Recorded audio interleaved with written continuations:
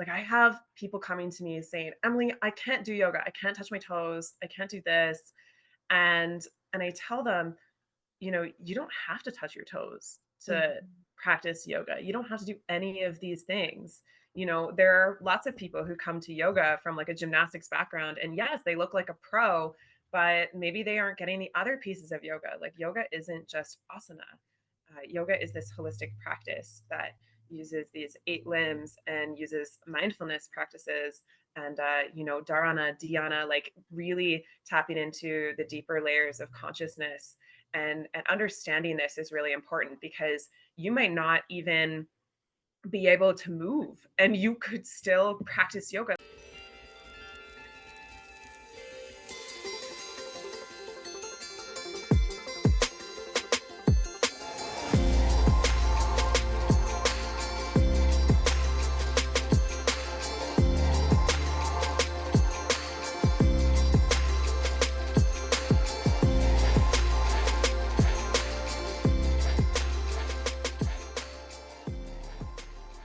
Welcome to the Eat Real to Heal podcast. I'm Dr. Nicolette Richer, and today we're staying local with a conversation I've been wanting to have for years. We're sitting down with Emily Kane, the owner of Yoga Cara right here in Whistler, British Columbia. And we're talking about what it really takes to run a heart-centered yoga studio in a town of elite athletes, the unexpected health crisis that has changed her life and her diet, and why she believes anyone, yes, anyone, can find a yoga practice that works for them. This is a conversation about resilience, accessibility, and the true meaning of modern wellness. So let's dive in. Hello, everyone, and welcome to the Eat Real to Heal podcast. I'm your host, Nicolette Richer, and on today's show, I'm so excited to welcome Emily Kane from Yoga Cara. Welcome to the show, Emily. Thank you so much, Nicolette. Thanks for having me here.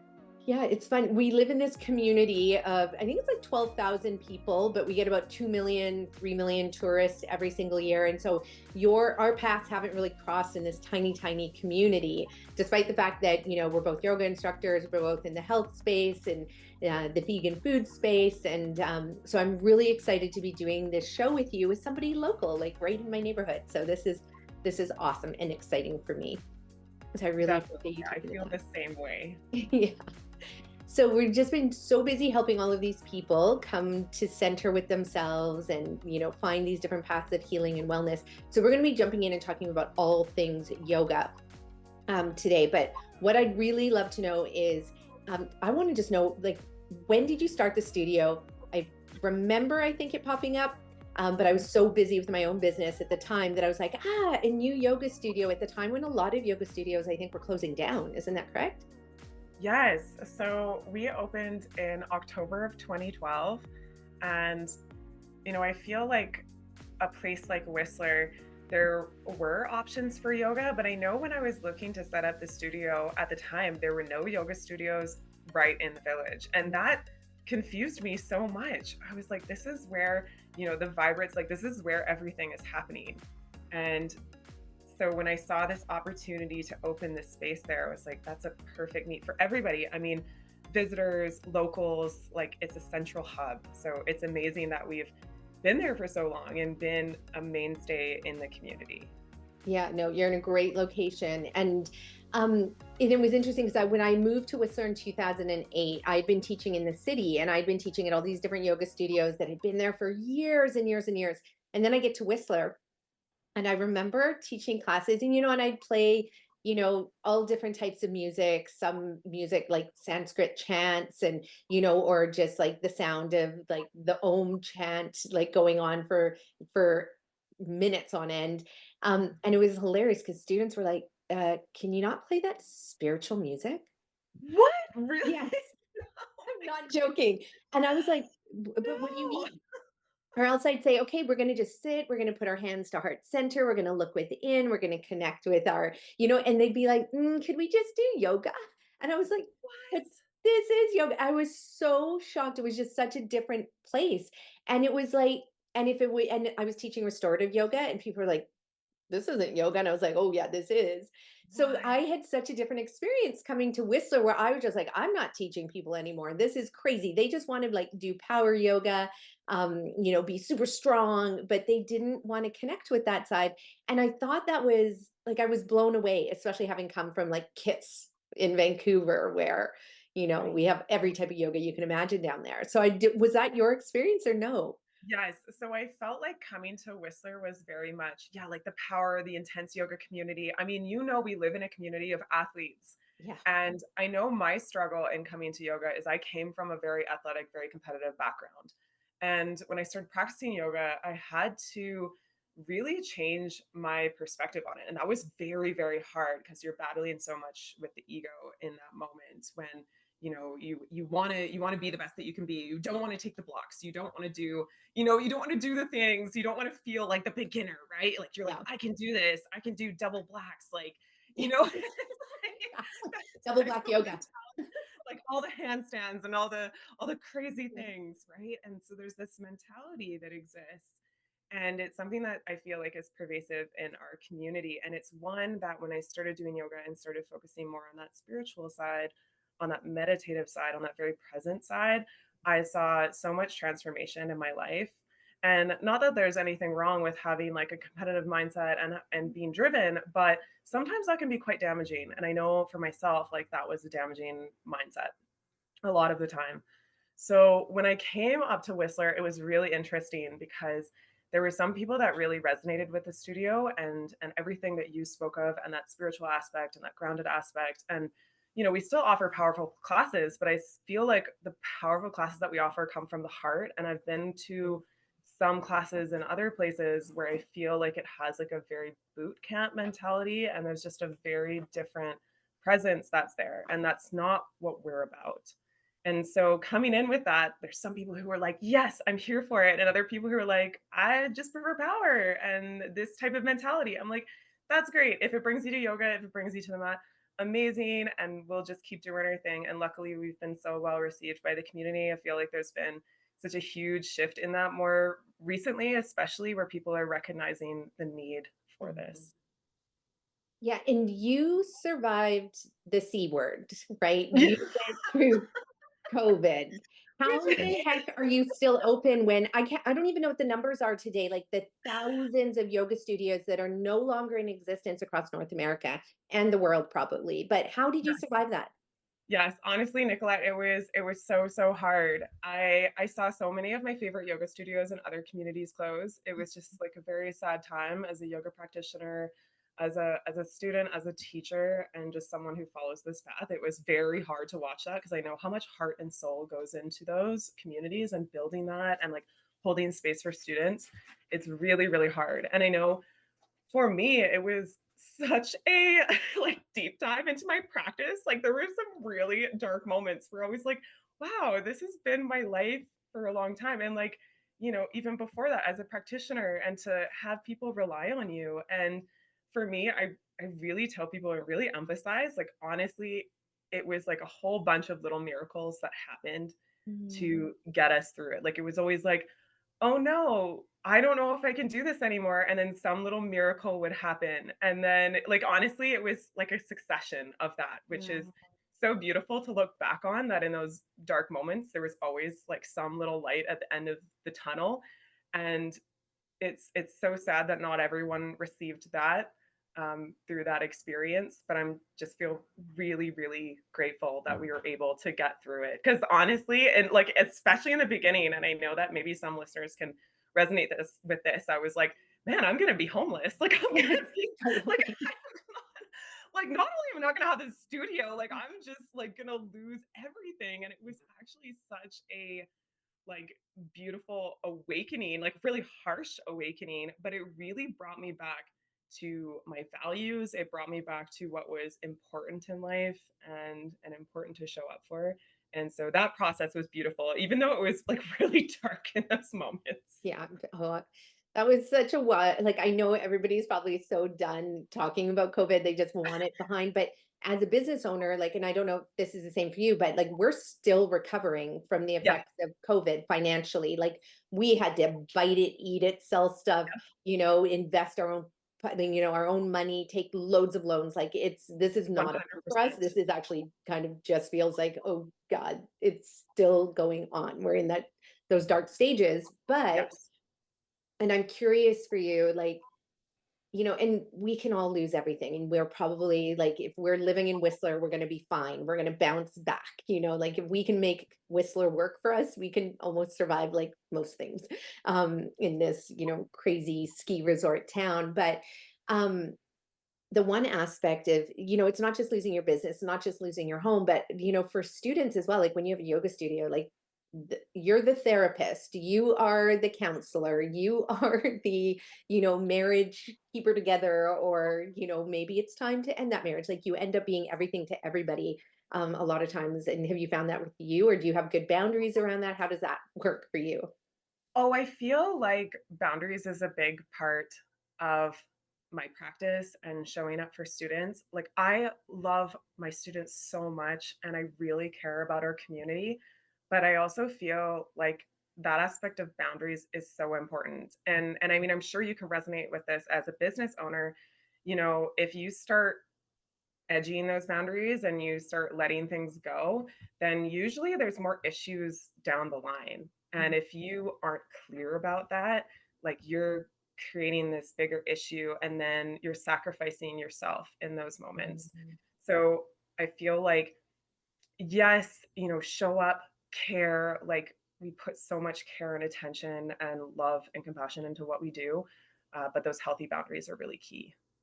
Yeah, and that's the fine, like being in the health space as well when you're working, because you're working with people's health, and with yoga, it's spiritual health, mental health, emotional health, physical health, and same thing in the food space. That people heal themselves physically with the food, but then they have these beautiful spiritual awakenings. They see that they're connected to everything, that the rock and the tree is, their brother and sister, like, so, and then they have these, beautiful mental, emotional, spiritual awakenings.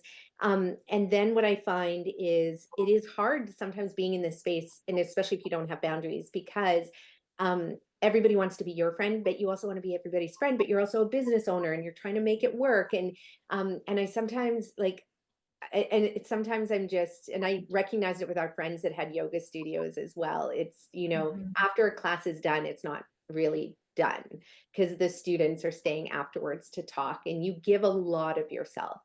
So I'm curious, as a business owner, a female business owner, where for everybody who's listening, it's really important to know that if you are a woman or you identify as a woman, you work 2.5 times more, okay, than any man. So you work two and Mhm. a half times more. And what I mean by that is you are the therapist, but you're not really getting paid for it. So whether it's for your kids or whether it's for your students at the studio, because men seem to have these very clear boundaries where it's like, no, like class is over, I'm locking the door, goodbye, get out. Whereas often, we're keeping our doors open afterwards when, a citizen in our community has something going on.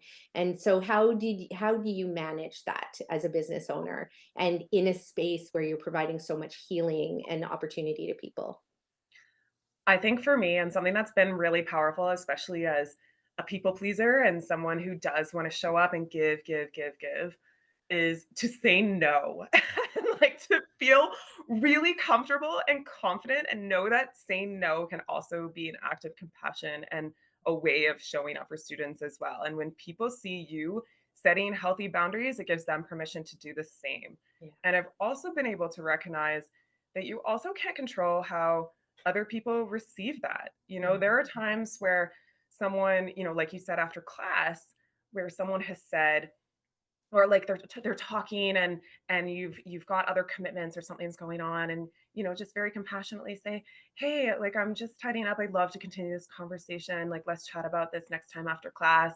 I'll see you soon. Like that's a way of like compassionately like recognizing that person, but also saying like I need my time and space. And if that's well received, that's wonderful. And even if you put your best foot forward, there are still going to be people who are like, like I wanted that person's time. And like they didn't give it to me. Like I remember this review once and it was something like that where I was like, okay, like this person doesn't like respect boundaries, but like that's okay. That's not on me. That's on them. That's all right. Like Yeah. we just And show up. our best. Yeah, and I feel like this is like a conversation I wanted to have for a really long time because I think about all the yoga studios that I went to, and one thing that it really happens when you're in the health and healing space is what's called transference, and that's what happens in the therapeutic space. And yoga is a form of therapy. But I also did this with my midwife. She delivered my 3 babies. Well, I delivered my 3 babies. She was there to support. Okay, I'm going to Yes. take the creds on that. But she was so amazing that I literally fell in love with her. I was like, I just want to marry you. And she's like, yeah, I know that happens all the time. Every time a woman delivers, they all want to marry me. But it's transference, right? Because you just have so much appreciation for the teacher or the midwife or the healer that you just want to be in their presence all the time.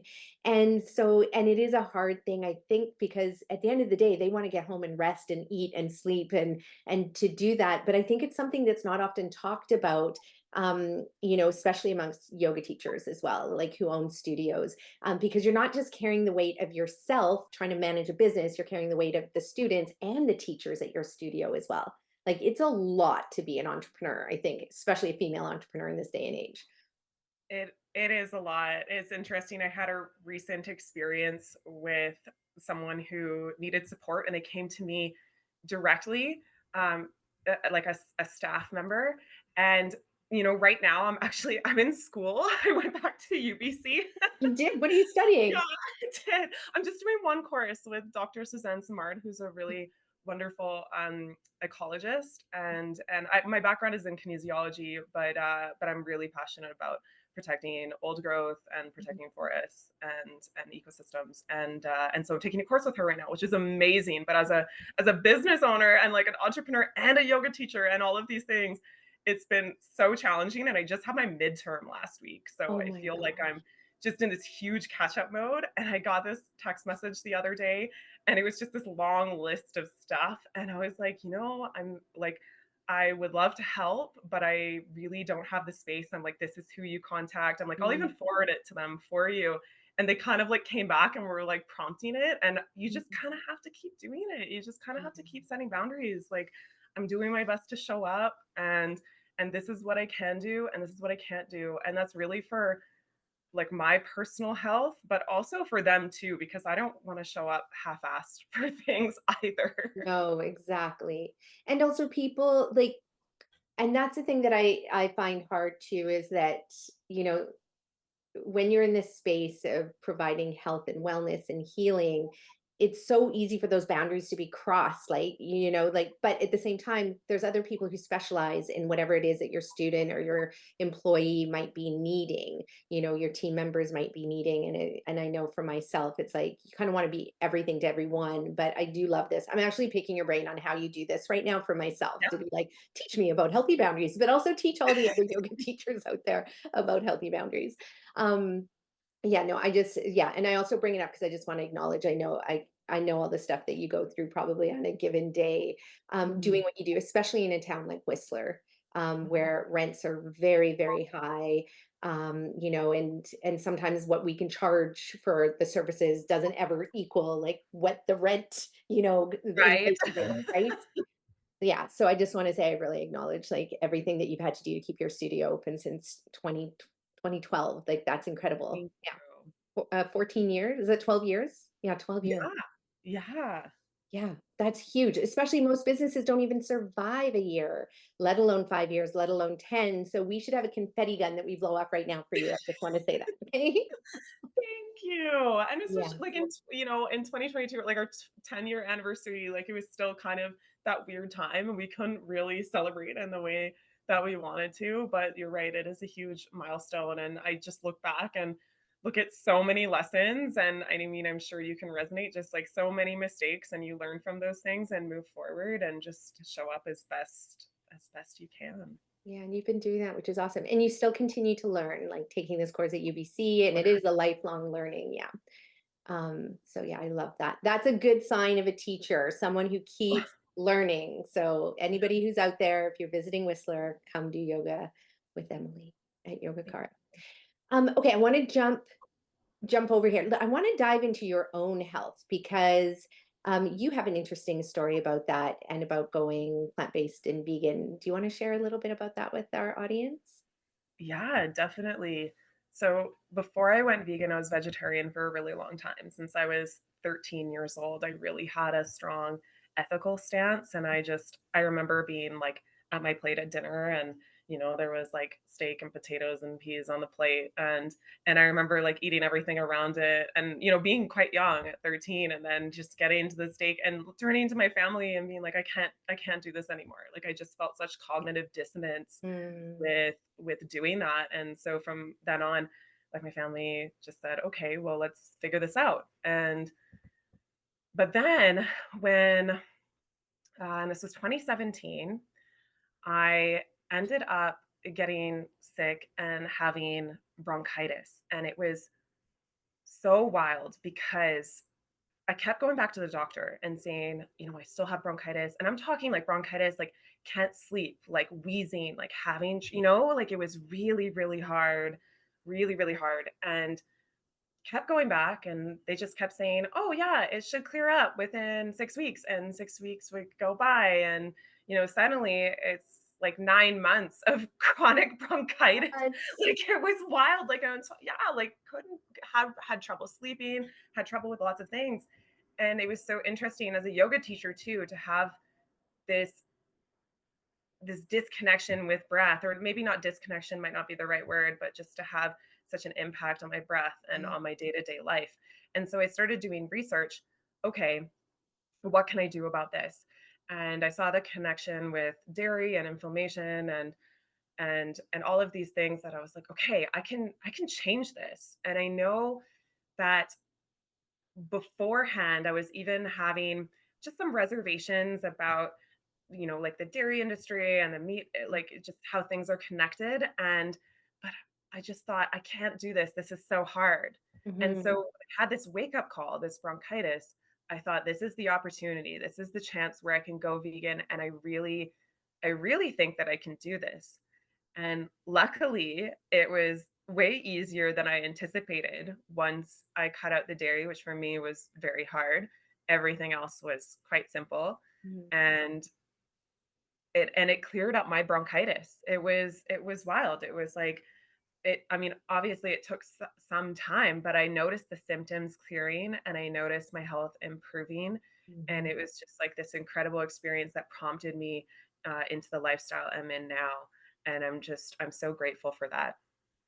Yeah, and that's, and it's interesting because, as you're telling your story, I can hear audience members, most of our audience, they know it's a plant-based podcast. So they're probably, they're like, yeah, of course she had to give up dairy. But then I also hear another audience saying, well, maybe it's because you didn't have enough protein and you went vegetarian since you were 13, you were nutrient deficient. But so I do have to ask you, what kind of vegetarian were you between 13 and 17? Like, was it a lot of processed food, whole foods? Like, what kind of vegetarian were you? Hey, beautiful humans. Scott here from Team Richer Health. Let's get real for a moment. We're living through a mental health crisis. Rates of anxiety, depression, and PTSD are higher than ever. And for so many people, the usual treatments just aren't working. That's why I want to talk to you about psychedelics. That's right, psychedelics. It's a hot topic right now, and honestly, I love that we're finally having this conversation. It's not about the party stories, it's not about the stigma, but the real evidence-based healing. For centuries, traditional cultures have used plant medicine to heal. Now science is catching up, with thousands of studies supporting that psychedelic therapy can help people with mental health disorders, anxiety, depression, and also those seeking deeper creativity, spiritual growth, resilience, and an overall well-being. That's all of us humans. Dr. Nicolette Richer is a certified psychedelic therapist, and she describes it as one of the most beautiful additions to her healing work. Over the years, she's had the privilege of guiding people through safe, ceremonial plant medicine sessions, and what she's witnessed is nothing short of profound. Talk about profound. I've experienced this firsthand, freedom from trauma that's held me hostage for years, finding laughter, peace, grace, and a life's purpose. Something I was yearning for decades. This isn't fringe anymore, it's real. It's happening, and it's raw and beautiful. And if you want to dip your toes into this universe, I recommend watching How to Change Your Mind by Michael Pollan on Netflix. It's a beautiful documentary that explores the history, the science, and real potential of psychedelics. If you're feeling the call, and if you're curious but unsure, you can book a free consult with Dr. Nicolette Richer. Let's see if this might be the path forward for you. You'll find the link in the show notes, or you can contact us directly at richerhealth.ca. Thank you so much for listening. Yeah, I would say like I grew up in a pretty health conscious family. Mhm. And so I I would say it was a mixture because I was a You're a teenager. teenager, And I exactly. remember going to McDonald's and being like, "Oh no, I can't have their French fries because they're actually Mhm. cooked in beef fat." And they've changed that since, but Yeah. still, I mean, I was like, "Okay, I guess I can't have this anymore." And just the learning curve for me was actually quite tough. Mhm.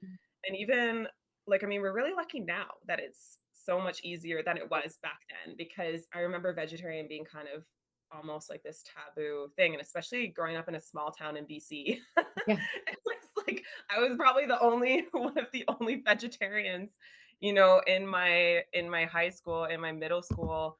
So that was definitely unique. And I think that for the most part, I was actually quite healthy. And I was lucky that my mom was very supportive.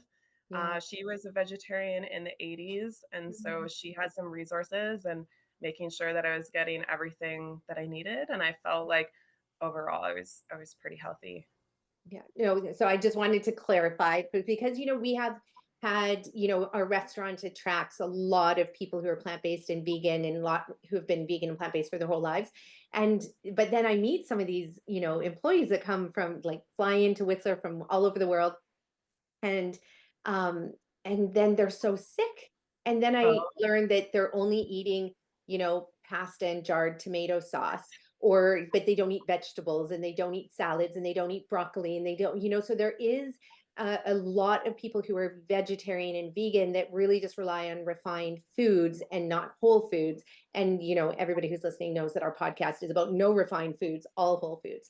So I'd like to it's nice to get into the details.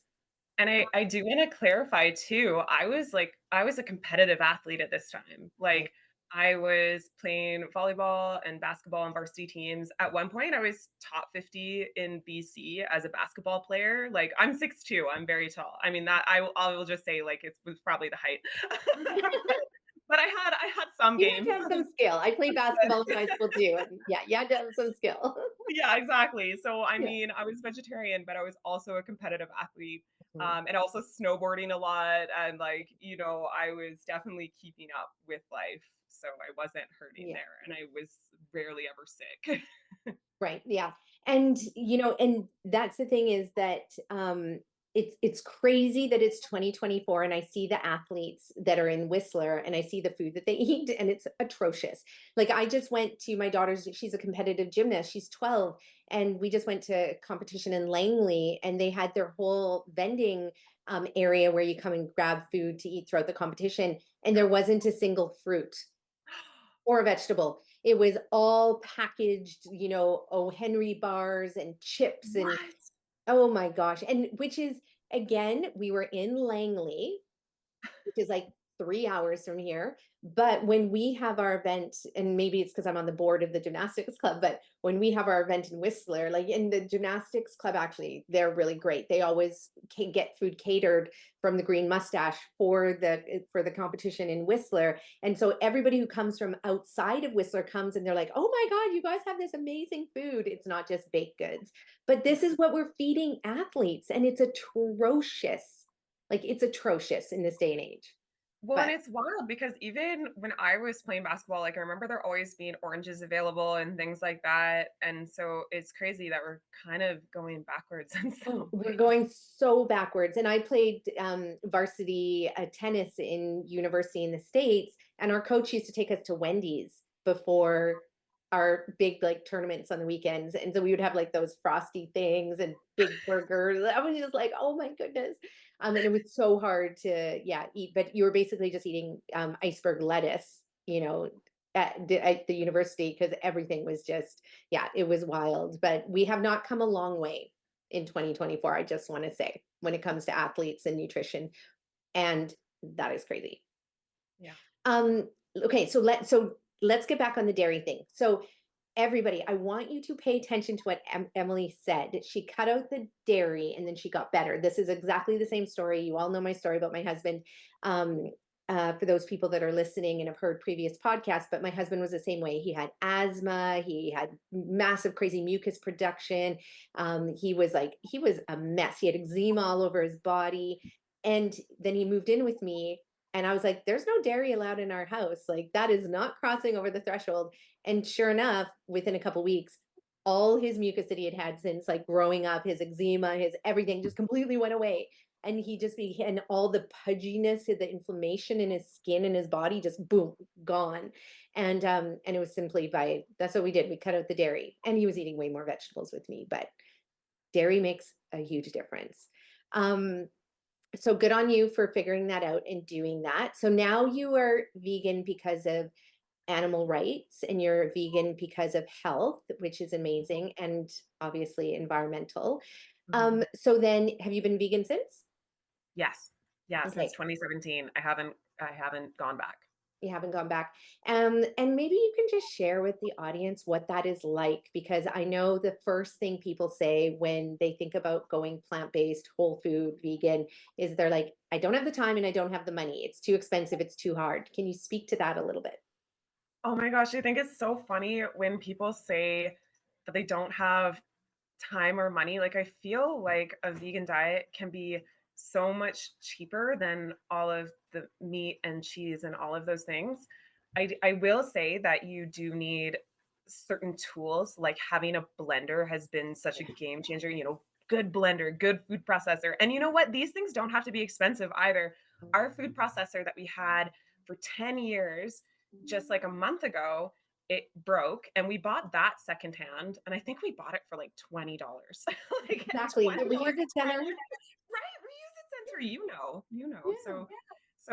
So we bought it for like $20, lasted 10 years. We just got another one off Marketplace, and it's this amazing, a lot of people, like, they'll try these things once or twice and then just get rid of them. So we lucked out and got another one for like $35 that I'm sure will last us another decade. Excellent. And I've already used it a million times. There's all these different cool attachments. So, I would say that it's easy if you plan, if you meal prep, if you get everything together. I would say that anything that is meat or cheese based can be veganized. Yeah. Like, last night I went to a vegan potluck, and I made a vegan cheese ball out of cashews and nutritional yeast and like almonds on the outside. And like everyone was like, whoa, like mind blown. This is so good. And I was like, it's just chickpeas. Like, it's basically just, it's like, it's basically just, it's like just basic ingredients, like wholesome ingredients. You just soak the cashews and yeah, I think that a lot of people are really confused about what vegan looks like and look at some of the expensive things like certain vegan cheeses or vegan meat alternatives and things that don't seem accessible. But when you make things from scratch, you grab dried beans and like, if you know how to process these things and you do just a very mild amount of research, I think you could find that it's so easy to adjust. There is an adjustment period, I will say, but yeah, I think it is an adjustment. Yeah, for the taste as well, right? For a lot of people that are used to the salty, oily, sugary flavor that really accompanies all the standard American diet. And then you move to plant-based. At the beginning, it's, definitely your taste buds take about 3 weeks to adjust, everybody. So just remember that. But once you do, it's like an explosion of flavor in your mouth.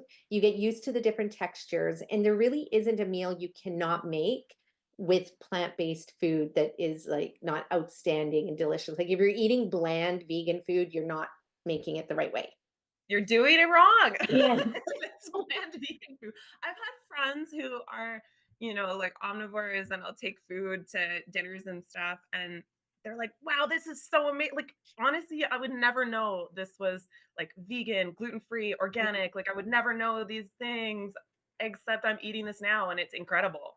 And I Exactly. love hearing that because if people who eat meat on a regular basis can fall in love with this food, then why couldn't everyone eat this way? Exactly. Yeah. And then you're getting rid of your heart disease and diabetes and autoimmune disorder at the same time. Like it's a win-win all the way around. And you have Completely. loads of energy. Yeah. Yeah. Okay. Amazing. So then what's it like for you? So I want to talk about this. I just saw a beautiful post yesterday by this gorgeous man who's like, he said he's got muscles like coming out of everywhere. I can't remember I'm going to have to just give me 1 second. I took a Is photo. it what's his name? Doms Thompson? Does that sound? I know there's a few like vegan bodybuilders and they're just That such does incredible. sound very familiar. Here it is. What's his oh Delgado. Nimai Delgado. Oh. No? Okay. Anyway, I'm just gonna let me see if I can blow this up. Look at this guy. Wow. So he's never eaten a stitch of meat, animal product in his entire life because he grew up on a farm, Yeah. all these animals, and his parents raised him with yogic principles. And the number one principle that he learned since a child was ahimsa. And so do no harm. And the way he writes about it, it's just so beautiful. And so for him, he couldn't eat animal products because obviously it's doing harm to animals. But then also from the health and wellness side, environmental side. And he's just so inspiring because this guy looks like he's not only injecting, but doing like protein shakes and doing like he looks like he's just, you know, He's shredded. yes, the guy is so shredded, but he teaches other guys how to eat this way. But what's so beautiful is the softness that comes to people when they go plant based. And what I mean is, you get these hard muscles, which is good. You get these super racked bodies, but you get an internal softness, which is so beautiful, like compassion for the environment, compassion for, anyway, that's what he's got going on. So I thought I would just share that. I'll put the Yes. link below to his Instagram site for sure. Yeah.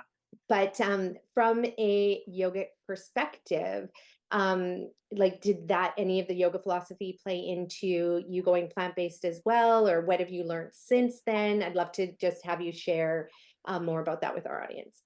100%. Yeah, the principle of ahimsa, I feel like, was what drove me initially to become vegetarian. Like Mm. that was instigated. I found yoga around this time, around that age of 13. It was so interesting. It was like all of these things that I love so much came together. Like became vegetarian, started my yoga practice, started snowboarding. Like I just started to get curious just about the world and like branching out and becoming my own person.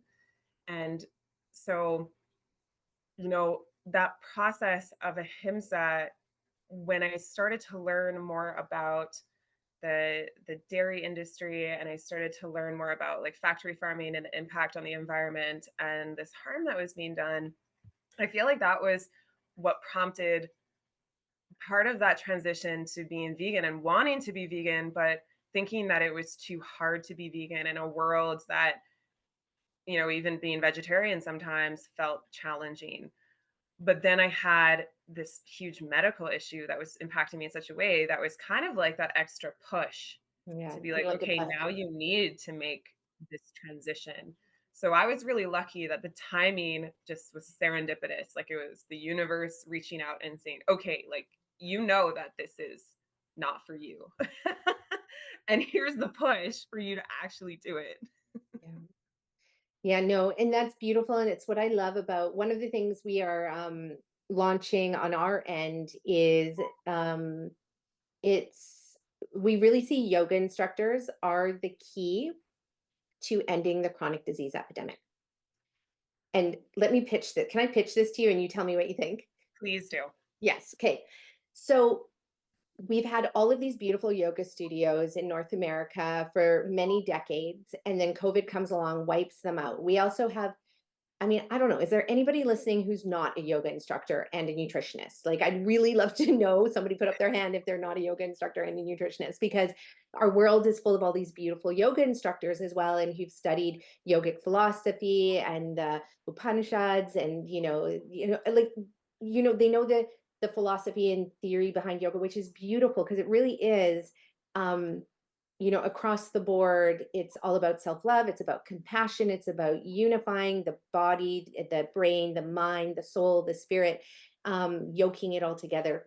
But now we have all these yoga instructors. And one thing that I found, and tell me if I'm wrong, but one thing I found when I was teaching and with other teachers is there's a lot of confusion around nutrition. So even though yoga instructors know anatomy very well, they know spirituality, they're kind of under the same guise that everybody else is, where they're just, following all the fad diets and all the fad programs and doing keto and then doing this and then doing that. And I'm like, but these teachers are standing up there in front of their classes, or now it's digitally in front of their students, and 60% of their students have chronic diseases. But the students look to the yoga instructor for advice on all things life. So, what if yoga instructors were also chronic disease reversal specialists, not nutritionists, because nutrition means too many crazy things, and most of it is not good, what's being perpetuated out there. And so then every time a teacher teaches a class, whether it's 5 students, 100 students, 1,000 students, they can just put up their hand at the end of class and say, who here has a chronic disease? Come meet me over here. Or I'm going to be hosting a retreat to teach you about reversing chronic disease.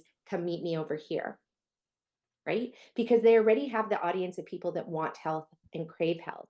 And the problem is our medical system has really fucked up when it comes to chronic diseases. 100%. So I think yoga instructors are the answer to our chronic disease epidemic. I don't know. I'd love to hear your thoughts on this. I completely agree with you. I think, like you said, the medical system is really failing people in so many ways. Like, I know me personally, obviously in my story, like the medical system failed me. And there's so many times where I've gone and, been offered medications or been offered this or that. And I'm like, this is not the path. This is not the way. And, or even like, certain surgeries. And I'm like, this is not the way to do this. And, I'm not anti allopathic medicine. I think there definitely is a place for it. There's wonderful doctors out there, but there is a failure there. Mm-hmm. And especially with nutrition. And I mean, I think you probably know more than I would, but from my understanding, a medical doctor only needs like 20 or 30 hours of nutritional background. It's four. And some medical schools are trying to get less because they're like, there's not really a role for nutrition in med school. Like they're trying to make it. My sister-in-law is in med school right now, and she's like, oh yeah, we don't cover nutrition at all. That's so wild to me because it's such a big part of prevention, disease prevention. And so I don't understand why this holistic aspect isn't taught widely. And I mean, I'm sure you can understand that big pharma there's probably some links there. I'm sure that empowering people to take care of their health, doesn't make them a lot of money. Yeah. But that's the sad piece. And I feel like the relationship that you develop with yoga teachers and trust, if there is an educational background there and there is an understanding of how to reverse chronic illness, if you can't get success through your medical doctor, through your practitioners, who can you go to and who can you trust to support you through that process? And I think the presence that yoga teachers bring, I think the educational background that they already have, and even just like the understanding and communication and so much of the things that, I personally, when I teach yoga teacher trainings, we're not just looking at asana, we're not just looking at anatomy, we're looking at things from a holistic perspective, and communication and supporting your students is a big part of that and how we can show up for them. So if there's additional training there where they can empower people to take their health back into their hands, I think that's a beautiful thing. Yeah. And I've seen it over and over again with yoga instructors that, they're up there teaching, but then they're so exhausted. They're so worn out. They don't have the metabolic energy. They are suffering from all these chronic diseases themselves. They're trying to figure it out. Meanwhile, and I know, like I've been teaching this for 18 years, that it is so easy to reverse chronic diseases, but we now need, it's almost like the Yoga Alliance was started in the 70s, late 70s, for yoga teachers to create like a body, a unified body around yoga, quality yoga instruction, let's say, where everyone has different things to say about the Yoga Alliance.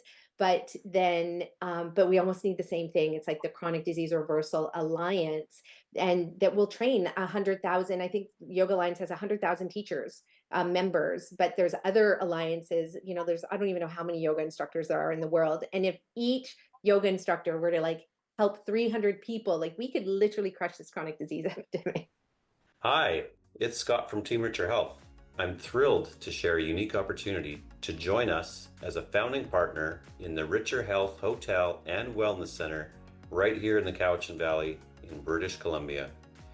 Canada's first center dedicated to reversing chronic disease and mental health disorders. This is a project that has been years in the making, blending everything we have worked on: chronic disease reversal, education, regenerative tourism, and sustainable real estate. And now we're inviting investors like you who share our vision to come on board at this foundational stage. As a founding partner, you'll receive equity in a state-of-the-art facility, access to diversified income streams from clinic services, education programs and wellness tourism, and the potential for a projected 10x plus return on your investment. Most importantly, you'll be part of a global movement creating a life-changing impact, helping people reclaim their health, restoring families, and transforming communities. If this resonates with you or someone in your network, check the links in the show notes or reach out to us directly at richerhealth.ca. Together, we can make this first of its kind project a reality. Thanks for listening. Yeah. Yeah. Yeah, it would be incredible. Yeah. And it aligns with, I don't know. We have to do something, and it's not going to happen through the arms of the medical system. And, and again, this is not to, what's the lamb-based Diminish? medical system? Yeah, diminish, but the medical system is not there to reverse chronic diseases. It's there to take away your symptoms, but that doesn't take away the root cause. And like what you did, taking away the dairy. So instead they could have added more medications, but instead you were like, no, but instead you took away what was creating imbalance in the body. And then through that, your body came back into balance again, which that's yoga. Exactly. See, that's why I think this is where this needs to live. It's why I think yoga instructors are the answer to the mental health epidemic and the chronic, including the chronic disease epidemic. Okay, so let's talk about restorative yoga for a little bit, because, I always lead with the question, what is the one thing you want to talk about? And well, why don't I let you say what it is with regards to the different types of yoga and trying yoga for the first time? Yeah, I think it's really hard to be someone who hasn't tried yoga, or maybe has tried yoga and then didn't like it, because there are so many different paths of yoga. And if you have some conscious control of your body, you can do yoga. Like, I have people coming to me saying, Emily, I can't do yoga. I can't touch my toes. I can't do this. And I tell them, you don't have to touch your toes to practice yoga. You don't have to do any of these things. There are lots of people who come to yoga from like a gymnastics background, and yes, they look like a pro, but maybe they aren't getting the other pieces of yoga. Like, yoga isn't just asana. Yoga is this holistic practice that uses these 8 limbs and uses mindfulness practices and dharana, dhyana, like really tapping into the deeper layers of consciousness. And understanding this is really important, because you might not even be able to move and you could still practice yoga. Like, there are bhakti yogis and karma yogis who don't even practice asana. And I think it's really important for everyone to understand that there is a practice out there for them. One of my teachers, a really wonderful woman, Mary Jo Federley, she does adaptive yoga. So people for yoga in wheelchairs. She herself is in a wheelchair, and she's taught me a few different workshops and restorative based workshops to show people this is accessible to you.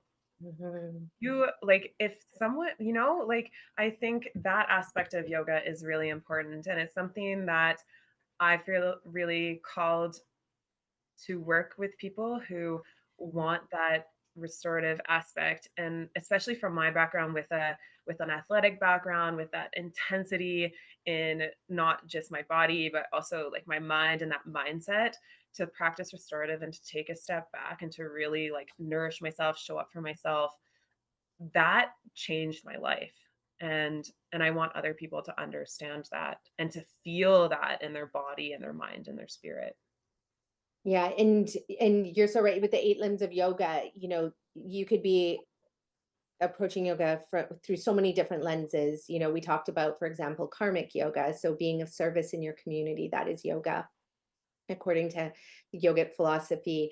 If you just show up and lay down on your mat, because that's what you need. So checking in with yourself, and you just lay on your mat for the whole class. Everybody else is doing their thing, doing their asanas, postures, and you're just laying on your mat, and that's what you need. That is yoga. It's about ego, right? It's a big, massive check into your ego as well. It can be very slow yoga, really just focuses on breath, or even just focus, like you just focus on your drishti. So and it is one of the things that would just irk me when someone says, "Oh, I tried yoga and I didn't like the teacher." Because there's only one teacher. Yeah, just said there's hundreds of thousands of yoga teachers. And so don't, yeah, ruin your ability to enjoy and love and benefit from yoga just because you had one bad yoga class. But then also, I don't think you can have a bad yoga class, truly, right? If you had a class that feels like it was bad and you didn't like the teacher and you couldn't focus, and that tells you a lot. That gives you a lot to work with, right? And so feeling like you need the teacher to be awesome for you to experience like, a good class, there's a lot of lessons to be learned in that. Well, it's so funny you say that, Nicolette. There's this concept, maybe you're familiar with it. It's called Paripaksha Bhavana, and it's cultivating the opposite. So if you go to a class and maybe you don't resonate with those teachings, like I've learned through classes where I haven't resonated with the teacher, who I don't want to be, who I don't want to be defined as a yoga teacher, and what I really want to find as a student. And I've always taken bits of wisdom out of every single practice I've done, even if they're maybe not the teacher for me. Yeah. Yeah. And that's wonderful to know that that's not the teacher for you, no matter what the reason. Maybe you're just being super judgmental, but maybe the teachers wasn't safe, or they weren't trauma informed, or they weren't, like, there's a whole bunch of reasons why you may not like the teacher, but that is a beautiful lesson. And to check in with yourself, why didn't I like the teacher? But then also to maybe go try a different style of yoga, maybe even a different studio, a different teacher. There's so many different practices. So what's next for you with Yoga Cara? Like, and I know you're taking this course at UBC, but I'm really curious, like, what do you have planned? Are you in a very happy place? I'd love to know what your dreams are.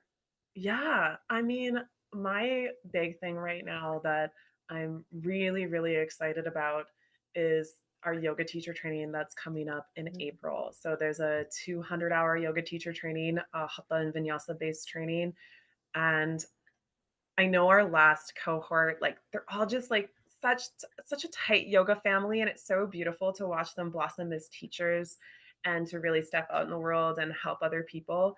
I feel like there's so many trainings these days that are like these quick, it's like come to Costa Rica, come to Bali and do like 10, 15 days and, boom, boom, boom, like let's learn this and then get the hell out of here. Like it's like that's not the system and the support that we want to offer our students. So I think it's this really beautiful chance to connect with other people, to learn deeply, to dive really deep into the teachings for themselves, but also to show up for other people. So I think it's this just really beautiful opportunity for them. And then in September, we also have, or I'm also leading a restorative teacher training. So I'm really excited about that. And that's for current teachers, but it's also for professionals. If you're a healthcare professional, if you are a nutritionist, you are a therapist, and you want other tools in your toolbox, there's a place for that too. If the 200-hour, if that's not what you want to do right now, especially because the restorative is such a therapeutic place for people. Yeah, and I think restorative, I was saying to you that I used to teach yin yoga for years, and people would always come to the class and be so disappointed. They're like, "We're only going to do 5 postures for the whole half," and I'd be like, "Yep, but you're going to feel like $1 million after," Right. yeah, and it was amazing. And people would come that couldn't touch their toes. They couldn't even, sit perpendicular, like they were, in and so in seated pose. And so then by the end of, a few weeks, they're like, all of a sudden their spine is limber, their muscles and their hamstrings and their quads are like stretched where they should be, but also tightened where they should be, like their body would just coming back into balance. All of a sudden they're like, feeling amazing, mentally, physically, spiritually. So it is one of the things that I feel like, where I feel every yoga instructor should be a chronic disease reversal coach. I also feel like every other health practitioner should be a restorative yoga teacher as well, Definitely, because it's what everybody needs, for especially in sure. this fast-paced society. Definitely. Yeah. And so that one's happening in September Yeah. in Whistler in person. Yes. So in person. And this is another thing too, like I mean, I think online is so wonderful for certain things. Yeah. I think to develop skills as a teacher, and I mean, this hosting classes, that personal connection and that feedback from your teachers, that is invaluable. Like you really, really need that presence. And online has a place in certain situations. I'm so grateful that we can do this work right out of the studio for both trainings. So I'm really, really excited about That that. is amazing. And for everybody who hears this podcast and gets to hear Emily talk about these trainings, I'm like, get on our website, check out these trainings, and to have the opportunity to do it in person is like no other. Because I remember in my training, and even if you never want to teach a yoga class to anybody ever, I still think doing your yoga teacher training is probably one of the most therapeutic, profound experiences you can have for your own personal growth. You don't ever have to teach, ever. Like, no one. You could just do this for yourself. And I just want to share a little story that happened that I don't think I would have gotten if it had been online. And we had to do a giving and receiving exercise at the end of my, I don't know, I think it was like a month of yoga teacher. I think mine went over 3 months maybe. And we had to give feedback to the students, after they taught their first full class. And then we also had to receive feedback. And I'll never forget this because it's taken me, like, that was over 20 years ago. But I had to put my hands out, and then the other student laid their hands on top of mine, and we had to look each other and do eye gazing first. And which was fine. I could do that. I can look them right in the eyes. Like, I was like centered, connected. The minute they started to give me feedback, my eyes started twitching, and I was like, and my neck would jerk back, and my whole body couldn't receive the feedback, this beautiful feedback that they were giving. And I learned so much in that moment that I don't know if you could have gotten that from an online training. But I also learned a million other things. And it has taken me 20 plus years to actually embody what it means to receive, not to just always be giving, giving, giving, giving. So it's the kind, yeah, yoga teacher training is the gift that literally keeps giving to you for the rest of your life. So just consider that, even if you don't want to be a teacher, do Emily's training. So you're going to teach restorative yoga, you're going to teach the yoga teacher training. And then what about for you personally outside of business?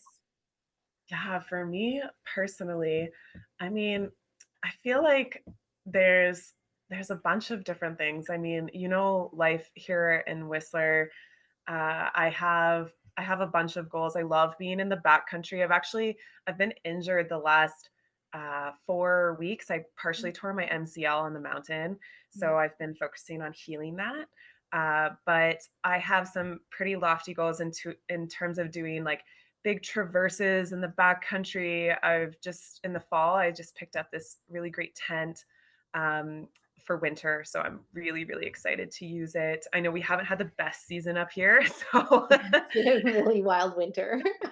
I know. So, I'm hoping there's still opportunities for that. But I've still been out there a little bit here and there.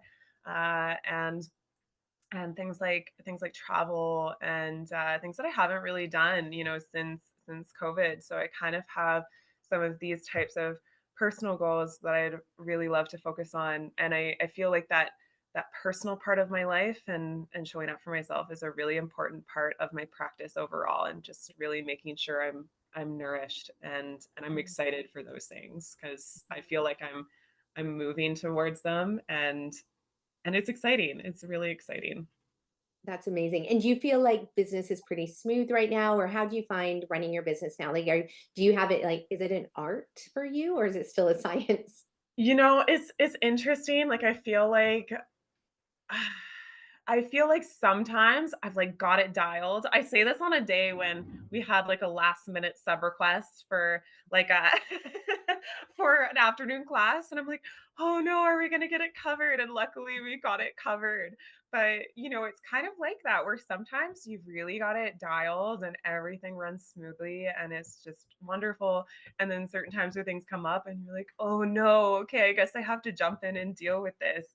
But luckily I do feel for the most part that things do run smooth, and I'm just like grateful to be able to teach a few times a week and to have like really wonderful students and a really wonderful community.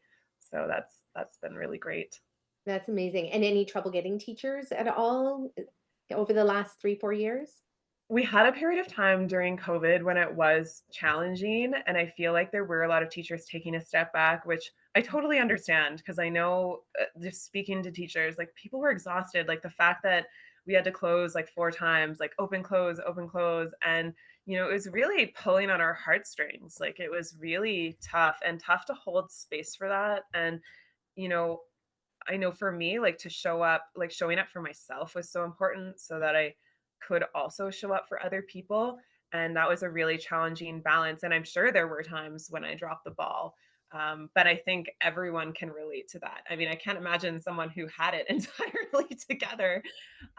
So, yeah, I think now people are just so excited to come back. They're just Mhm. so excited, students and teachers. And it's really amazing Mhm. to watch that and to feel that enthusiasm in the studio and to feel that enthusiasm with applications that come in. Mm. So I feel like right now things are really good that way. Beautiful, beautiful. And let's talk about your book because you have a lovely book that you published, The Energy and Art of Restorative Yoga. And so tell people what that's about and what they can expect from the book. Yeah, so my initial intention with offering the book is that I was offering these restorative trainings, and there were book resources that I was using that were amazing from teachers who I really respect, but who had certain different perspectives on certain postures or certain ways of doing things. And so when I was leading trainings, I was usually telling students, this teacher does this way, and I do it this way, and this is why. Mm. And I remember doing this like a few times during the training, and one of my students saying, "Emily, you need to write a book." And I remember being like, and it was funny because earlier that day, this was like later in the day, earlier that day, I'd been on a chairlift. I was on peak chair and I was going up peak chair. And I remember thinking like of my lesson that I was doing later that day. And I was like, man, I need to write a book. And then the student saying, Emily, you need to write a book. And everyone's nodding. Yeah. And that's so I was like, okay, this is my sign. I need to Yeah. get this going. And I kind of knew for a while that I was going to write a book, and I knew that it would be about yoga. I Mm. knew that it would have parts of my life in it and just speak really honestly and openly. And honestly, there's things that I shared in that book that I never thought I would share. It was very scary, very vulnerable because it does share a lot of personal stories that connects to like the chakras or to connects to certain lessons in life. And so we get really personal in it, but it also has the postures that you can practice. It has the energetic perspectives of postures.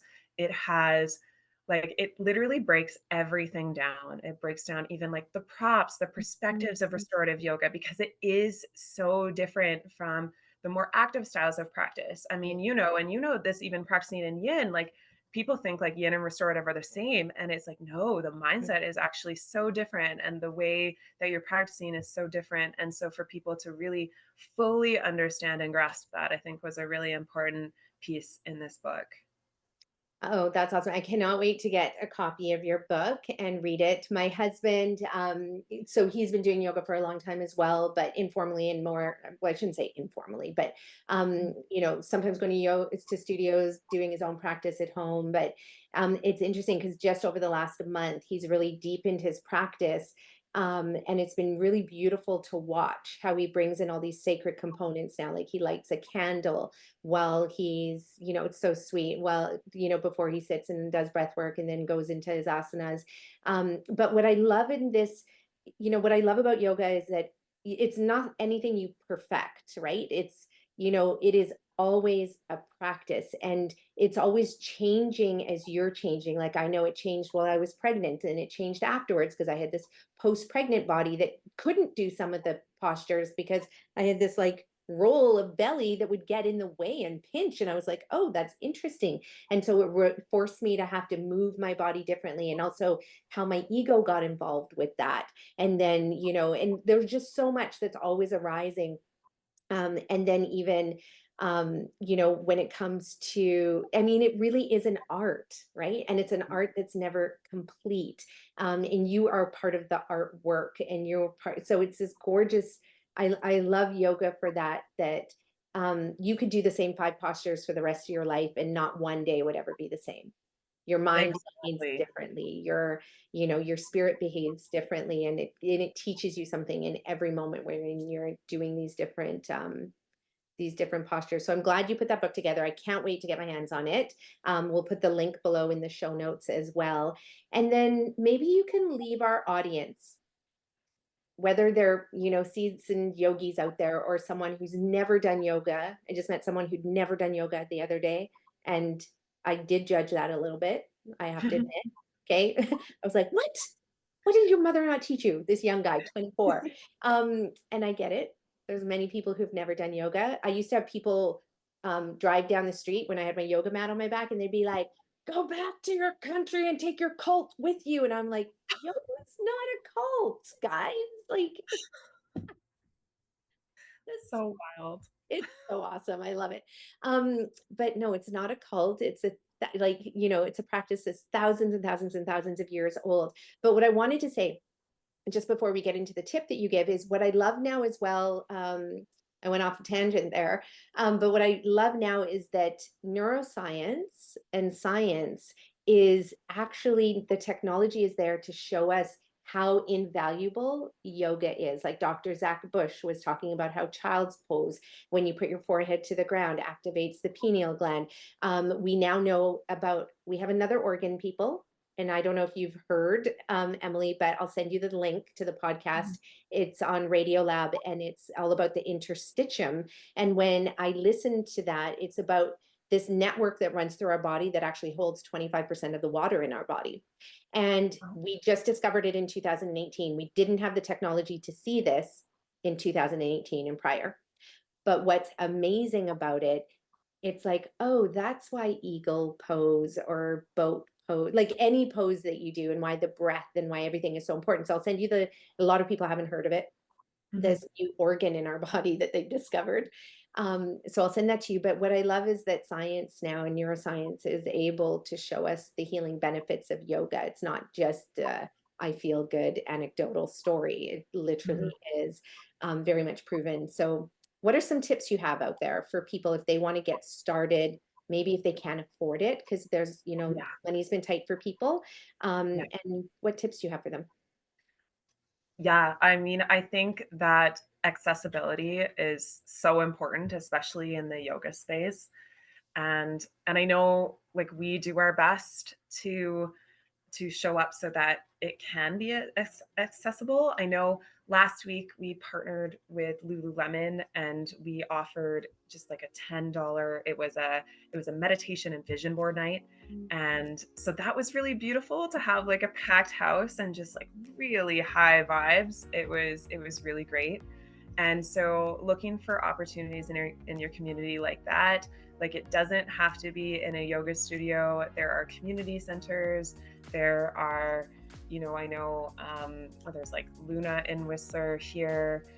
There's so many options online. Like, I don't think people should be limited by cost or by accessibility. Like, if you live in a remote community and you don't have access to yoga, there are other options, and there are options out there that will work for you. And I know that it's hard to find sometimes, but if you're looking for recommendations, you can always reach out to us. We're here. Thank you. Thank you. And thank you for all that you do in this space. You could have been like many of those other studios that just said, forget it, close their doors. And I agree with you. We do need spaces where we can commune together in person so our energies can intermingle and we can give each other the support. So I just want to say thank you for all that you do in our community and beyond. Yeah. So for everybody here listening, we'll have the links in the show notes below so that you can find Emily and Yoga Cara in Whistler. We'll put the address there, website, everything. So when you come to visit the beautiful Sea to Sky corridor, you'll have a yoga studio to go to. Thanks everyone for being here, and thanks Emily for being on the show. A huge thank you to Emily Kane for opening up today. We covered so much ground, from surviving the pandemic as a small studio owner to how a shocking health diagnosis became the catalyst for a plant-based life, and why the most powerful yoga practice might be the one where you don't even move a muscle. Her story is a powerful reminder that healing isn't about perfection. It's about returning to your center again and again and again. And if this conversation about sustainable wellness, accessible yoga, and food as medicine resonated with you, here's how you can go deeper. Subscribe to our channel on YouTube and hit the bell so you're notified the moment our next podcast is live. And follow the podcast on your favorite platform, whether that's Spotify or Apple Podcasts. You can also join our daily community by following us on Instagram and Facebook for insights, recipes, and updates. To explore Emily's work further, you can find her at Yoga Cara Whistler, and details on her book, The Energy and Art of Restorative Yoga, and her upcoming teacher trainings are all linked below. Finally, if you're ready to begin your own healing journey with food as medicine, everything you need to know to reverse a diagnosed chronic disease, follow the links below. You can access our Eat Real to Heal book, the step-by-step online Eat Real to Heal program, and also you can visit any one of our organic plant-based cafes. Thank you so much for your time and for listening. And remember, your healing path is unique, whether it starts on the mat or on your plate or with a single conscious breath. Until next time, eat real, live free.